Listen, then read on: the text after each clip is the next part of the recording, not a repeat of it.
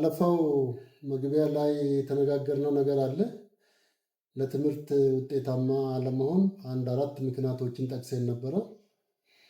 እንደገና ደግሞ የዚህ ዘመን በዚህን ዘመን አራት የመማር ምሰሶዎችና አምስተኛው ደግሞ ለመማር መማር ብለን ያነሳናቸው ነበር። ዛሬ አንድ በአንድ ለማየት እንሞክራለን።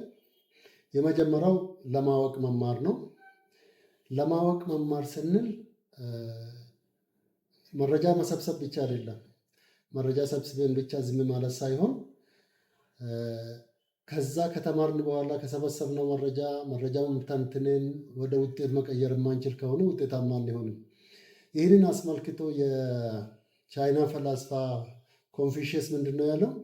የተማረ ግን የማያስብ የጠፋ ነው ብሎ ነው የሚያስቀምጠው። የተማረ ግን የማያስብ ማለቱ ብንማር መረጃ ብንሰበስብ ለምሳሌ 9 ፕላኔቶች አሉ ብለን ዝም ካል ሶዋት ምንድን ነው ከዛ በኋላ የሚለው ነገር መረጃ ብቻ መሰብሰብ ብዙ የትም አያደርስም እና የጠፋ ነው ያለው። እንደውም መጨነቅ ነው። ባንማርም ምን ለውጥ አናመጣም ማለት ነው። ሌላ ደግሞ የሚያስብ ግን ያልተማረ ትልቅ አደጋ ላይ ነው ብለዋል ያው ሰው። ይሄ ማለት ዝም ብለን ብናስብ የማንማር ከሆነ ወደ እውቀት የማንቀይር ከሆነ ወደ ቅዠት ነው የሚቀየረው። ለብቻ ማውራት ውጤታማ ያለመሆን ነገር ነው የሚቀየረው እና ስለዚህ ይህንን መገንዘብ አለብን። ቀጥለን ያው ለመተግበር መማር ነው። ለርኒንግ ቱ ዱ የሚለው ባለፈው አንስተናል። የነጋና ምሳሌ አንስተን ነበረ። ሰዎች እውቀት አላቸው፣ ነገር ግን ወደ ተግባር አልቀየሩትም ያልነው ነገር ኮቬ የሚባል የአመራር ባለሙያ ነው። ምንድን ነው ያለ? ለማወቅ ተምረን እውቀትን ወደ ተግባር የማንለውጥ ከሆነ አልተማርንም ማለት ነው የሚለው። መማር ወደ እውቀት ወደ ተግባር ቀይረን ትግበራ ውስጥ የማንገባ ከሆነ መማር ብቻውን ዋጋ እንደሌለው ያስቀምጣል። ስለዚህ ያወቅነውን ወደ ሀሳብ መቀየር አለብን። ያሰብነውን ደግሞ ወደ ተግባር ወደ ፈጠራ፣ ከፈጠራውን ወደ ተግባር መቀየር ካልቻል ዋጋ የለውም። ስለዚህ ስንማር የተማርነውን ማሰብ፣ ምክንያቱም ተምሬን የማናስብ ከሆነ ቅድም እንዳልኳቸው ኮንፊሽየስ እንዳለው ማሰብና መማርን አዋሂደን መሄድ መቻል አለብን። ሀሳብ ደግሞ ለትግበራ መነሻ ነው። ያሰብነውን ደግሞ ወደ ተግባር መቀየር መቻል አለብን። እንደዛ ሲሆን ነው ውጤታማ መማር የሚባለው ማለት ነው። ቀጥለን የምናየው አብሮ ለመኖር መማር ለአብሮነት። አብሮ ለመሆን መማር ማለት እየተሳሰብን የአንዱን ጉድለት አንዱ እየሞላን መኖር ማለት ነው። በሰላም አብሮ መኖር ማለት ነው። ይህንን ስናይ አንድ ምሳሌ ባነሳው በጣም ደስ የሚለኝ በአንድ ከኮንሰንትሬሽን ካምፕ በሁለተኛ ዓለም ጦርነት ከኮንሰንትሬሽን ካምፕ ያመለጠ አንድ ሰው ምንድን ነው ያለው? ህይወቱ ተርፋለች።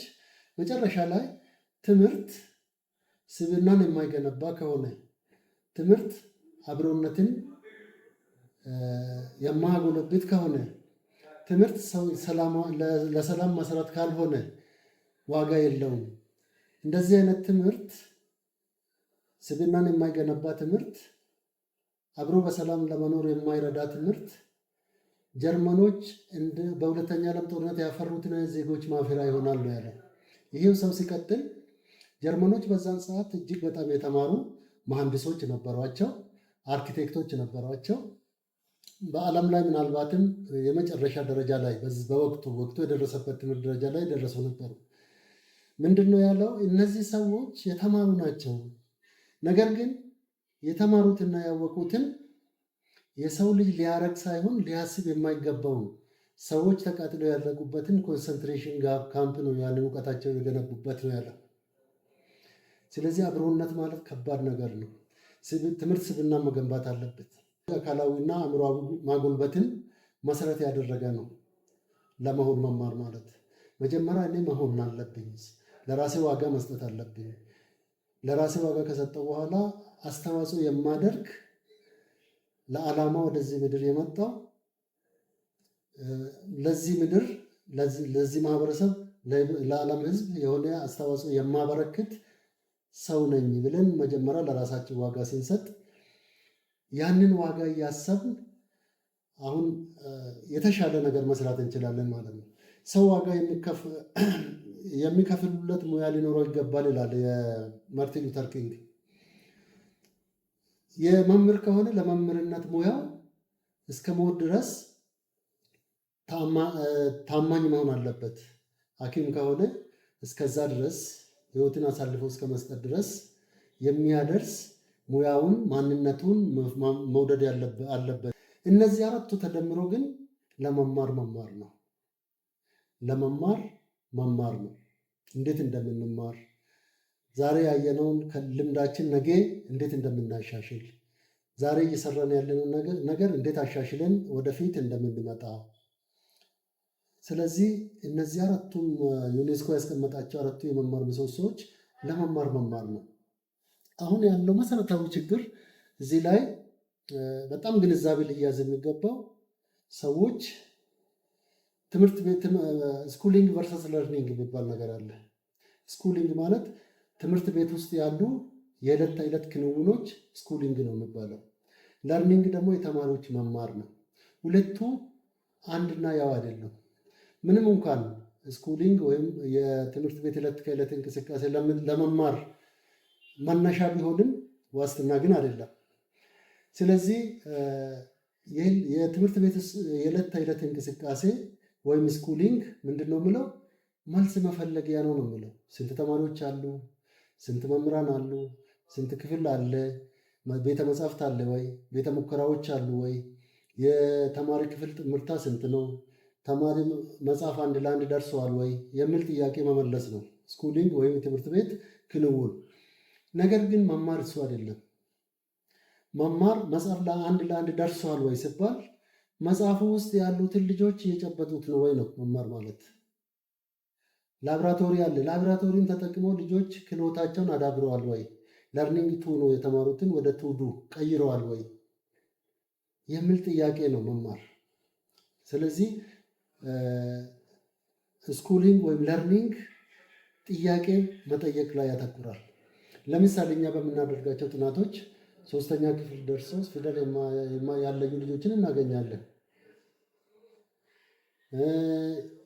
የስሌት ብቃታቸው በዛ ደረጃ የሚመጥን እንዳልሆነ እናያለን። አንዳንድ ጥናቶች የሚያሳዩት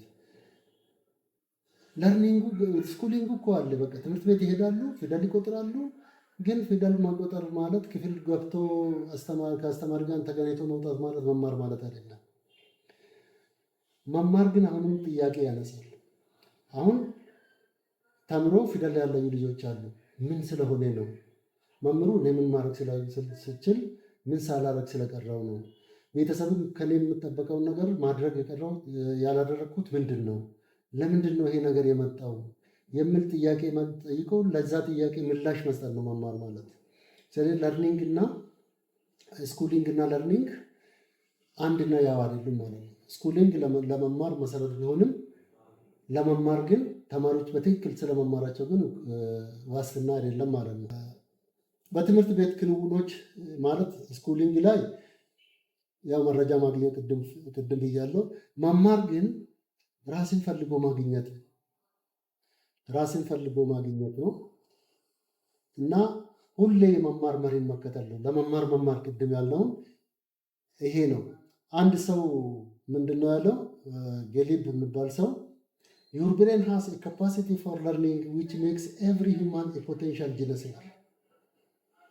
እያንዳንዱ ሰው በትክክል የሚማር ከሆነ ስኩሊንጉን ትተን ለርኒንግ ላይ የምናተኩር ከሆነ እያንዳንዱ ሰው ጂነስ የማይሆንበት ምንም ምክንያት የለም። ሰው ውጤታማ የማይሆነው በትምህርት ዓለም ውጤታማ የማይሆነው በትክክል መማር ባለመቻሉ ነው። ስኩሊንግ እሱ እውቀት ውስጥ ያልፋል ማለት እውቀት በሱ ውስጥ ያልፋል፣ እሱ እውቀት ውስጥ ስለማያልፍ ነው። ስለዚህ እነዚህ ነገሮች ወደፊት ለምናቀርባቸው ነገሮች ሁሉ መሰረታዊ ጉዳዮች ናቸው። እንግዲህ መማር አሁን እነዚህ እንዳጠቃላይ ወሰድን እንጂ መማርና መተግበር እነዚህ መማርም በብዙ መንገዱ ሰዎች ስለሚለያዩ ፍጥነታቸው ሊለያይ ይችላል። ሰው ውጤታማ የሆነው በምንም መንገድ ጥረት እስካደረገ ድረስ ግን የሰው ልጆች ልዩነቶች ደግሞ አለን። እነዚህ ልዩነቶች መሰረታዊ ጉዳይ ምንድን ነው ስናል አንደኛ የችሎታ ወይም ብልህነት ልዩነት አለ። ኢንቴሊጀንስ ዲፈረንስስ የሚባል ነገር አለ። የችሎታ ልዩነቱ ወደ 9 አይነት የችሎታ ዘርፎች ተዘርዝረው ወደፊት በስፋት እናያለን። 9ኛውን አናየውም፣ ምክንያቱም ፍልስፍናና ሃይማኖታዊ ጉዳይ ስለሆነ እሱ ላይ ያልጠራ በሳይንስ የተረጋገጠ ነገር ላይ ብንነጋገር ይሻላል። 8 አይነት የችሎታ ዘርፎች አሉ። እነዚህን አንድ በአንድ ስለምናያቸው አሁን አልዘረዝራቸውም። እዚህ ልዩነት አለን ማለት ነው። ይሄ ማለት 8ቱም ችሎታ ውስጣችን አለ። በአንዳንዶቻቸው ወደፊት እንመጣለን፣ በአንዳንዶቻቸው ደግሞ ወደኋላ እንቀራለን። ስለዚህ ወደኋላ የምንቀርበትን እንዴት ወደፊት እንደምንመጣበት፣ ወደፊት ያለንበትን ደግሞ እንዴት የበለጠ አዳብረን ውጤታማ እንደምንሆን የራሱ የሆነ ሳይንሳዊ አካሄድ አለው። እሱን ወደፊት በዝርዝር እናያለን። ሌላ የመማር ዘይቤ ልዩነቶች አሉ።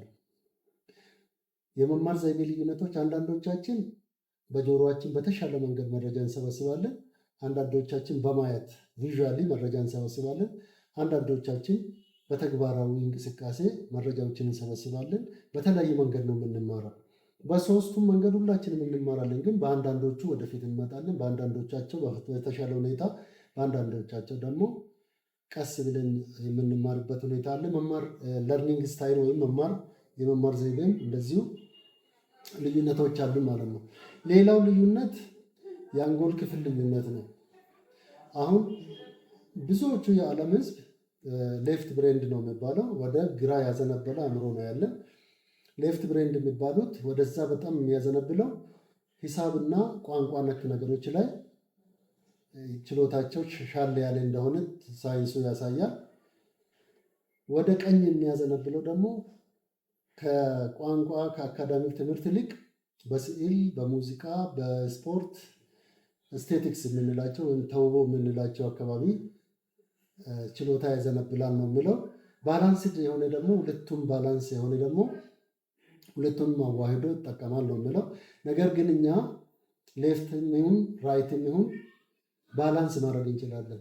ሁለቱንም አንድ ላይ አድርገን ውጤታማ መሆን እንችላለን። እሱን እንዴት እንደሚሆን እሱን ወደፊት እናያለን። ሌላው ተሰጥኦ ልዩነት አለ።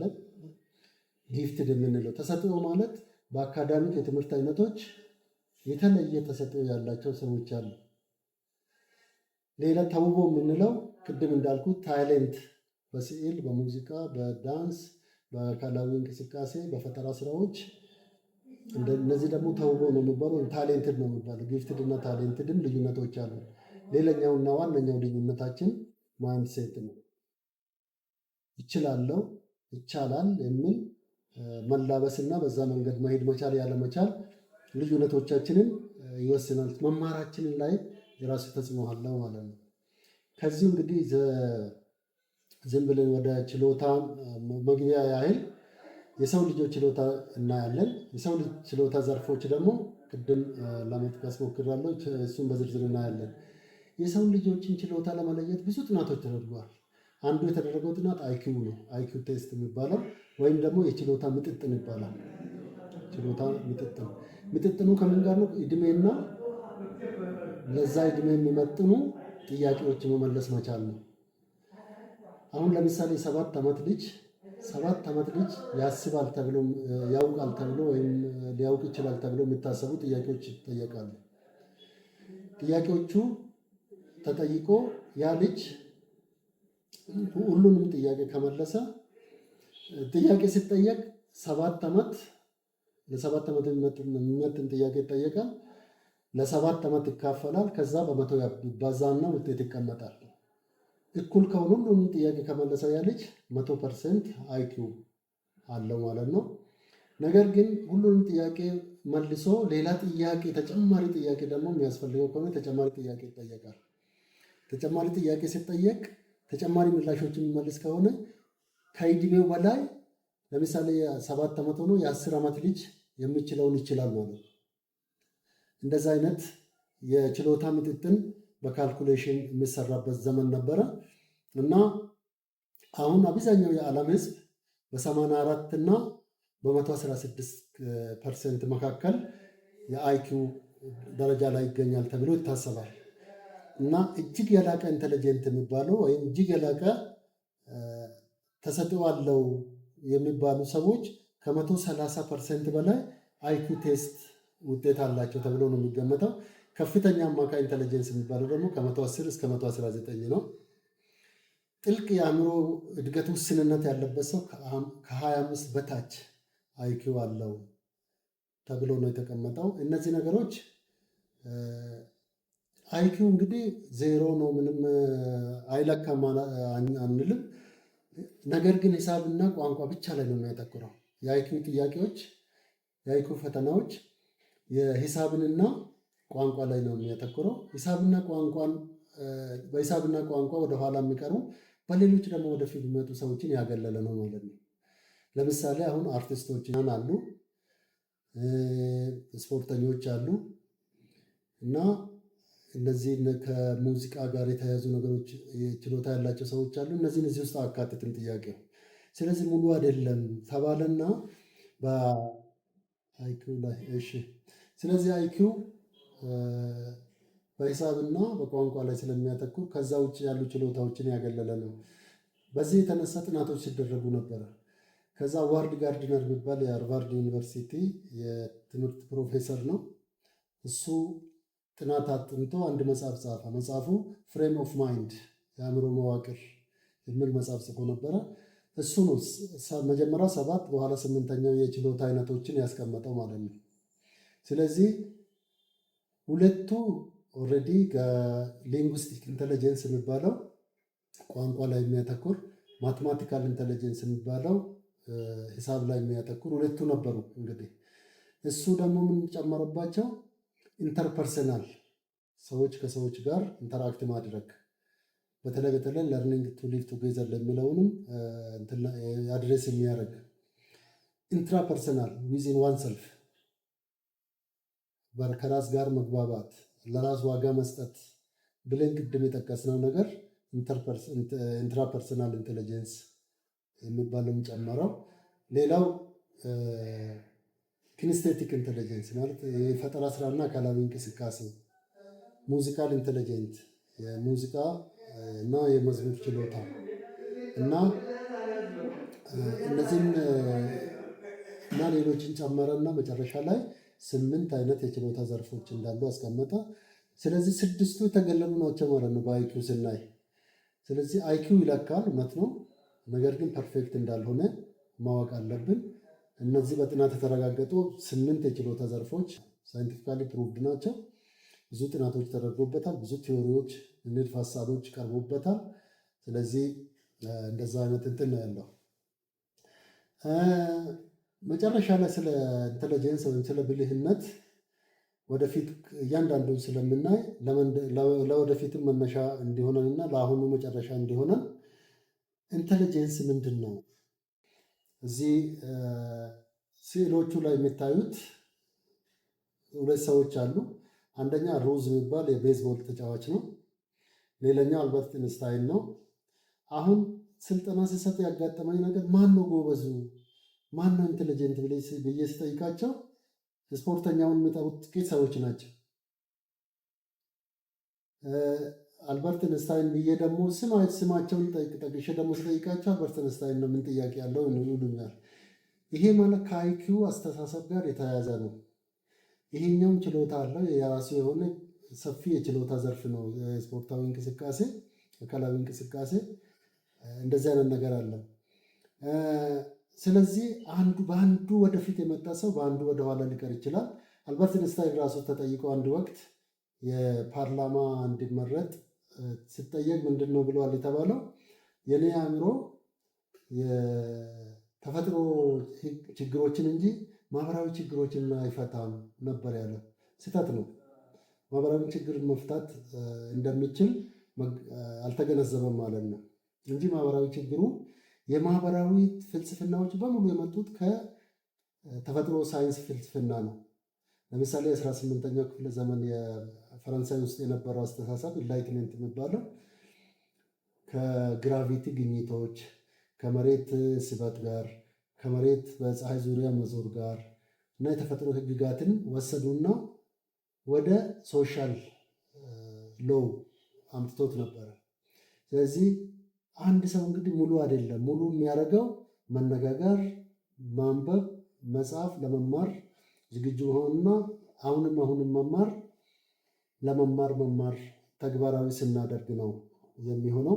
ስለዚህ አሁን ኮሜንት እንፈልጋለን፣ ጥያቄዎች እንፈልጋለን፣ እንነጋገር።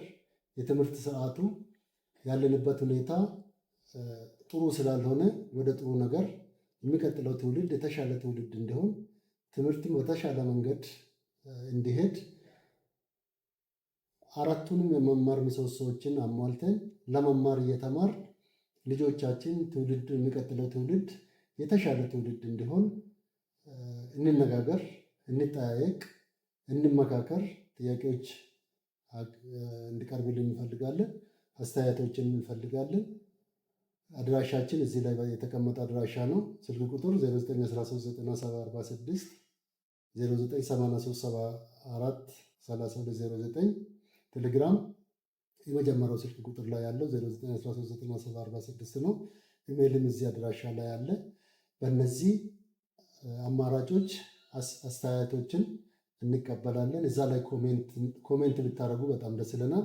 ሰብስክራይብ አድርጉ፣ ላይክ አድርጉ፣ ሼር አድርጉ እና በሚቀጥለው ግን ተፈጥሮ ችሎታዎች እና ሌሎች ነገሮችን በጥልቀት እንነጋገራለን። ለዛሬው በዚህ ላይ አበቃለሁ።